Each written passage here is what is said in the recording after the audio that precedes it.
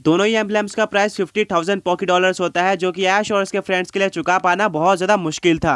पर तभी वहां पर टीम रॉकेट आ जाती है। ऐश बाहर जाता है और बोलता है, टीम रॉकेट तुम यहाँ पर कैसे आए? जैसी बोलती है कि मैंने सुना कि तुम एक काफी रेयर चीज ढूंढने जाने वाले हो ग्रीन सिटी में, इसीलिए हम तुम्हारा पीछा करते हुए यहाँ पर आ गए। जैसी जेम्स और म्याउथ अपना डायलॉग बोलते हैं। ऐश को लगता है कि टीम रॉकेट यहाँ पर पोकेमॉन्स एक्स और फॉसिल चोरी करने आई है शॉप से, जिसके चलते वो बोलता है कि यहाँ से कुछ भी चोरी करने का मत सोचना। जैसी रिप्लाई करती है कि वेल तुम गलत हो, हम यहाँ पर कुछ भी चोरी करने नहीं आए हैं, बल्कि हम इस दुकान से कुछ चीजें खरीदना चाहते हैं। ये सुनकर ऐश, ब्रॉक, मिस्ट्री, सहीना सभी लोग पूरी तरह से शॉक हो जाते हैं, क्योंकि टीम रॉकेट कभी भी ऐसी नहीं थी। जेम्स ऐश और उसके फ्रेंड्स को धक्का मारता है और शॉप के अंदर चले जाता है चीजों को खरीदने के लिए।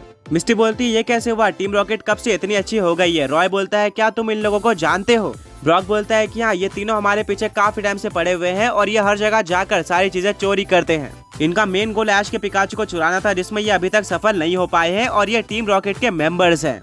रॉय बोलता हो तो ऐसा है, बट ये लोग तो काफी अच्छे लग रहे हैं। सहीना बोलती है कि हम भी वही सोच रहे हैं कि हर बार की तरह ये लोग अपना काम क्यों नहीं कर रहे। अंदर जैसे जेम्स और म्याउथ अलग अलग तरह के आइटम्स को देख रहे होते हैं और सरप्राइजिंगली उनको वही दो चीजें पसंद आती है जो कि ऐश और उसके फ्रेंड्स को पसंद आई थी, यानी कि एम्ब्लेम। शॉपकीपर बोलता है, क्या तुम्हें भी यही चाहिए? वेल, इसका प्राइस 50,000 पॉकी डॉलर्स है। ऐश और उसके फ्रेंड्स ने भी इसी को पसंद किया था, बट उनके पास पैसे नहीं है, चाहो तो तुम इसको ले सकते हो।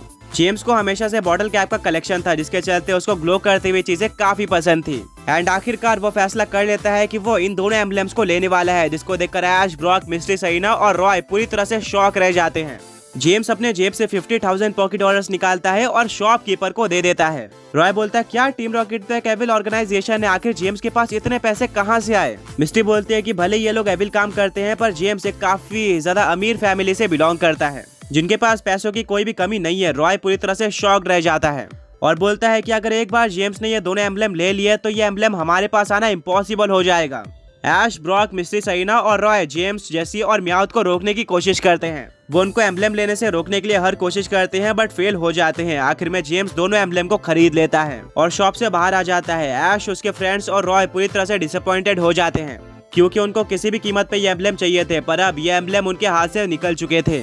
टीम रॉकेट को फॉलो करते हुए ऐश और उसके फ्रेंड्स बाहर जाते हैं और तभी जेम्स ऐश के पास आता है और बोलता है कि ऐश, मैंने तुम्हारी सारी बातें सुन ली थी, हमें पता है कि एम्ब्लेम तुम्हारे लिए कितने मायने रखते हैं। इसके बिना शायद तुम अपनी जर्नी भी कंटिन्यू नहीं कर पाओगे और ये एम्ब्लेम मेरे किसी भी काम के नहीं है, तो मेरे अकॉर्डिंग ये एम्ब्लेम तुम्हें दे देना ज्यादा बेहतर होगा और तुम इसका अच्छी तरीके से यूज भी कर पाओगे। ब्रॉक, मिस्ट्री, सहीना पूरी तरह से शॉक हो जाते हैं। सहीना बोलते हैं कि जेम्स, क्या सच में तुम ये एम्ब्लेम ऐश को दे रहे हो? जेम्स बोलता है कि हाँ, तुम इन एम्ब्लेम को रख सकते हो, बट हाँ, याद रखना कि हम तुम्हारे पोकेमॉन्स का पीछा नहीं छोड़ने वाले। जेम्स दोनों एम्ब्लेम ऐश को दे देता है और इसके बाद टीम रॉकेट अपने बलून पर बैठकर चली जाती है। ये सब देखकर ऐश और उसके फ्रेंड्स को बिलीव नहीं होता है कि आखिर टीम रॉकेट इतनी ज्यादा अच्छी भी हो सकती है। रॉय बोलता है, क्या सच में ये लोग एविल मेंबर्स थे? क्योंकि एविल काम करने के जगह पर इन्होंने अच्छा काम किया है और तुम्हें दोनों एम्ब्लेम दे दिए हैं। मिस्ट्री बोलती है कि इसमें कोई भी डाउट नहीं है कि ये लोग टीम रॉकेट से बिलोंग करते हैं, जो कि एक एविल टीम है, बट कुछ बार ये हमारा साथ भी दे देते हैं और ऐश को सपोर्ट करते हैं। एटलीस्ट बैटल में ये ऐश को जीतते हुए एंड और भी ज्यादा स्ट्रॉन्ग बनते हुए देखना चाहते हैं। रॉय एक स्माइल करता है और बोलता है कि शायद ऐसा इसलिए हो सकता है क्योंकि ये चाहते हैं कि ऐश के पोकेमॉन्स और भी ज्यादा स्ट्रॉन्ग हो जाए, जिससे उनको और भी स्ट्रॉन्ग पोकेमॉन चोरी करने का मौका मिलेगा। ये सुनकर ऐश और उसके फ्रेंड्स हंसते हैं।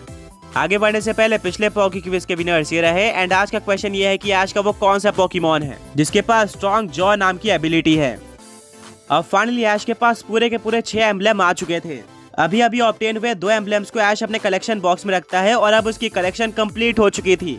ब्रॉक बोलता है कि फाइनली हमने सारे 6 एम्ब्लेम कलेक्ट कर लिए हैं, तो अब हमारा नेक्स्ट टारगेट होने वाला है इलाइट 6।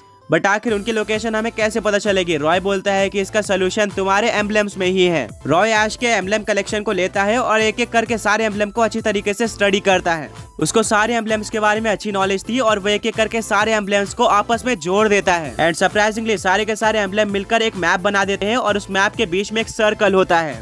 रॉय बोलता है, ये रही इलाइट 6 की लोकेशन, इसी सर्कल किए हुए जगह पर इलाइट 6 है और जहाँ तक मुझे पता है इस जगह का नाम एक्लिप्टिका स्पायर है। मिस्ट्री बोलती है, तो नाम से ही काफी खतरनाक और यूनिक जगह लग रही है, मैं यहाँ पर जाने के लिए काफी एक्साइटेड हूँ।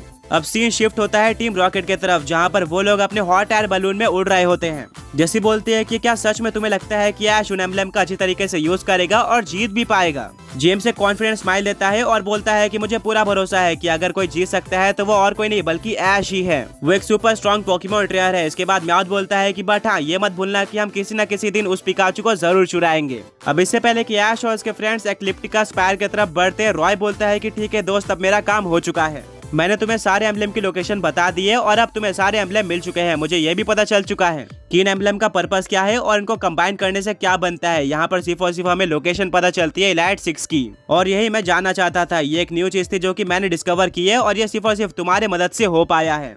ऐश एक स्माइल करता है और बोलता है कि रॉय, तुम्हारे बिना हम इन एम्बलम को ऑब्टेन नहीं कर पाते। इसमें तुम्हारा भी एक बहुत ज्यादा बड़ा हाथ था और इसीलिए अब हम इलाइट 6 से बैल कर सकते हैं। रॉय भी एक स्माइल करता है और बोलता है कोई बात नहीं, मुझे इसमें कोई भी डाउट नहीं है कि तुम एक सुपर स्ट्रॉन्ग पोकेमॉन ट्रेनर हो, और हाँ, इन एम्बलम का अच्छी तरीके से यूज करना, इलाइट 6 को डिफीट करके चैंपियन को भी डिफीट कर देना। मैं तुमसे कुछ टाइम बाद मिलूंगा और तब मैं होप करता हूँ कि तुम एक चैंपियन की तरह मुझसे मिलो। ऐश बोलता है जरूर, मैं तुम्हें डिसअपॉइंट नहीं करने वाला। रॉय बोलता है कि अब इन एम्बलम के बारे में जानने के बाद मेट्रो लीग के टेक्नोलॉजी को और भी ज्यादा आगे बढ़ाने वाला हूँ और काफी सारे रिसर्चर मुझे रिकॉग्नाइज करने लगेंगे।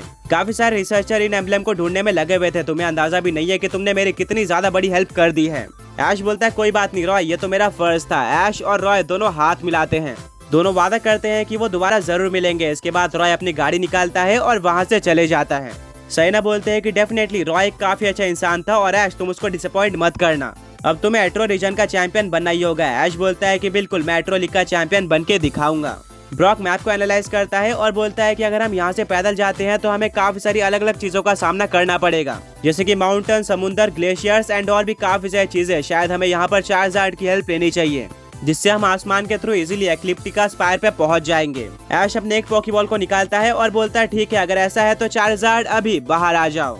अब फाइनली ऐश और उसके फ्रेंड्स अपनी इलाइट 6 की जर्नी स्टार्ट कर देते हैं और उनका अगला टारगेट एक्लिप्टिका स्पायर था। ऐश इलाइट 6 से बैल करने के लिए बहुत ही ज्यादा एक्साइटेड होता है एंड अब उसको पता था कि उसकी ड्रीम्स काफी पास आ चुकी हैं। वो एट्रो लीग चैंपियन बनने से सिर्फ और सिर्फ कुछ ही कदम दूर था।